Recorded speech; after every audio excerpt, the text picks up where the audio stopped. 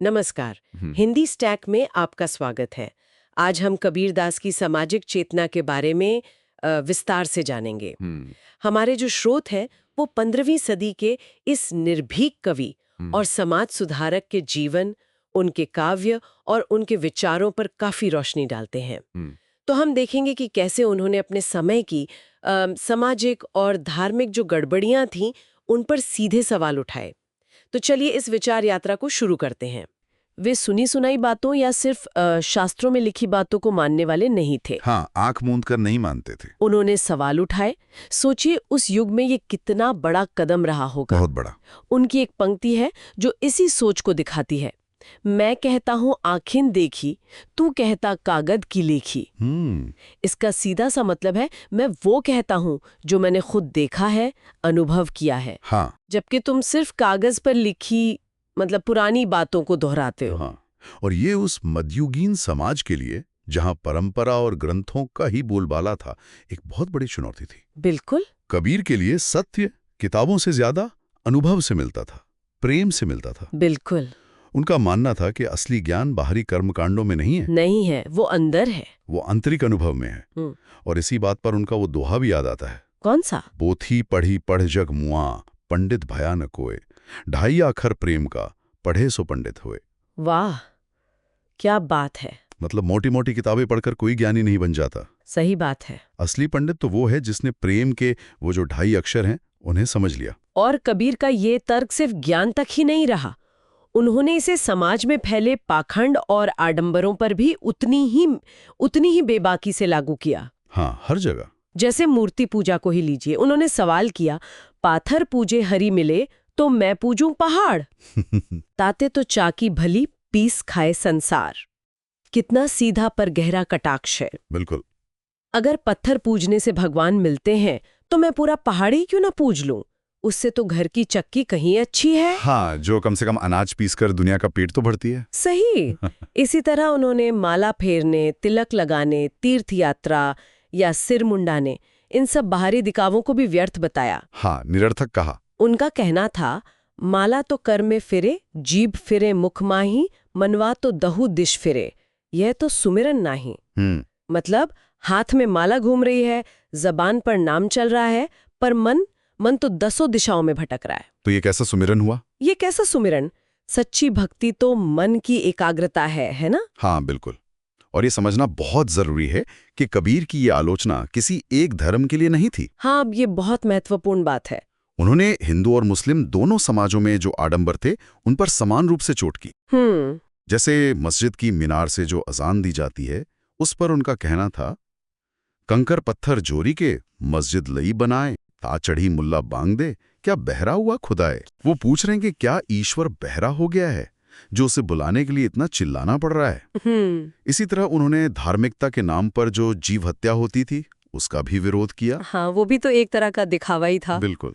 दिन भर रोजा रखत है, रात हनत है गाय, ये तो खून वो बंदगी, कैसी खुशी खुदाए। इससे साफ है कि कबीर किसी एक पंथ के नहीं बल्कि सत्य के पक्षधर थे। सत्य के, मानवता के। और समाज की एक और बड़ी बुराई, जाति पाति, उस पर तो कबीर ने जबरदस्त हमला बोला। हाँ, बहुत पुरजोर विरोध किया। उन्होंने जन्म के आधार पर ऊंच नीच के भेदभाव को पूरी तरह से मतलब सिरे से खारिज कर दिया। उनका संदेश बिल्कुल साफ था, जाति न पूछो साधु की, पूछ लीजिए ज्ञान, मोल करो तलवार का, पड़ी रहन दो म्यान। क्या बात है। मतलब किसी साधु या सज्जन व्यक्ति की जाति मत पूछो, हाँ, उसका ज्ञान देखो। उसका ज्ञान देखो।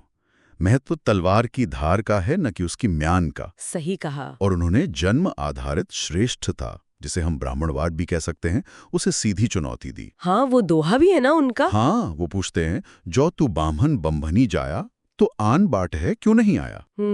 मतलब अगर तुम ब्राह्मण माँ बाप से जन्मे होने के कारण श्रेष्ठ हो तो किसी अलग विशेष रास्ते से क्यों नहीं पैदा हुए। हाँ, जन्म लेने का तरीका तो सबका एक ही है, सबका एक जैसा है। और इसी तरह उन्होंने कहा कि ईश्वर की भक्ति का दरवाजा सबके लिए खुला है। सबके लिए। जाति पाति पूछे नहीं कोई, हरि को भजे सो हरि का होई। हरि का होई। बिल्कुल। कबीर के विचारों का अगर हम सार देखें तो वो मानवतावाद और एकता का ही संदेश था। हाँ, वही मूल है। उन्होंने हिंदू मुस्लिम एकता पर बहुत जोर दिया। उनकी वो प्रसिद्ध पंक्ति है, राम रहीमा एके हैरे, काहे करो लड़ाई, ईश्वर एक ही है, बस नाम अलग अलग हैं।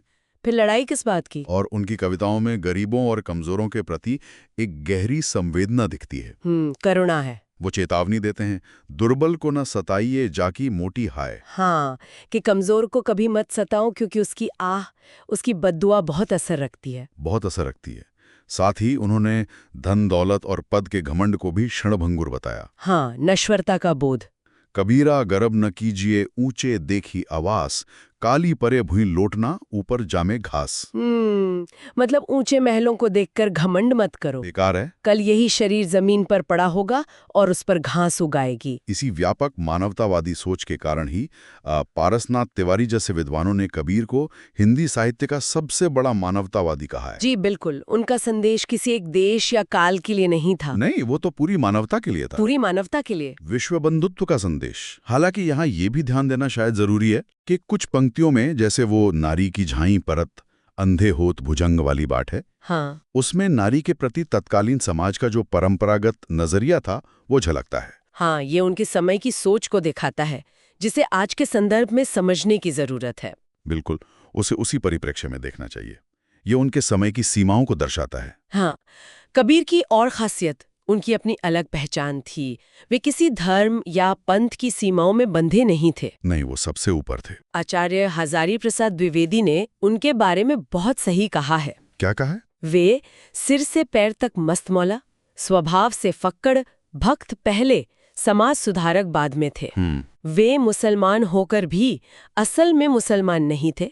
वे हिंदू होकर भी हिंदू नहीं थे। हाँ, वो इन सब से ऊपर उठकर एक सच्चे इंसान थे, एक साधक थे। बिल्कुल। और उनकी भाषा, क्या कमाल की भाषा थी, सीधी सरल लेकिन चोट करने वाली। इसीलिए आचार्य हजारी प्रसाद द्विवेदी ने उन्हें भाषा का डिक्टेटर कहा, वाणी का तानाशाह। हाँ, यूं ही नहीं कहा। उन्होंने आम लोगों की भाषा, जिसे सदुक्कड़ी कहा गया, उसमें अपनी बात कही। साखी, सब्दी, रमेनी के माध्यम से उन्होंने गूढ़ दार्शनिक बातों को भी इतना सहज बना दिया कि वो सीधे लोगों के दिल तक पहुंची। तो ये थी संत कबीरदास की सामाजिक चेतना पर हमारी एक संक्षिप्त सी पड़ताल। हाँ, एक कोशिश। हमने देखा कि कबीर सिर्फ कवि या संत नहीं थे, बल्कि एक निर्भीक समाज सुधारक, तर्कशील विचारक और महान मानवतावादी थे और हैं भी। हाँ, उनकी कही बातें सदियों बाद आज भी उतनी ही प्रासंगिक हैं और हमें अपने समाज और खुद के भीतर झांकने को मजबूर करती हैं। बिल्कुल। कबीर ने जिन सामाजिक और धार्मिक दीवारों पर सवाल उठाए थे, क्या ऐसा लगता है कि आज वे दीवारें किसी नए रूप में हमारे सामने खड़ी हैं?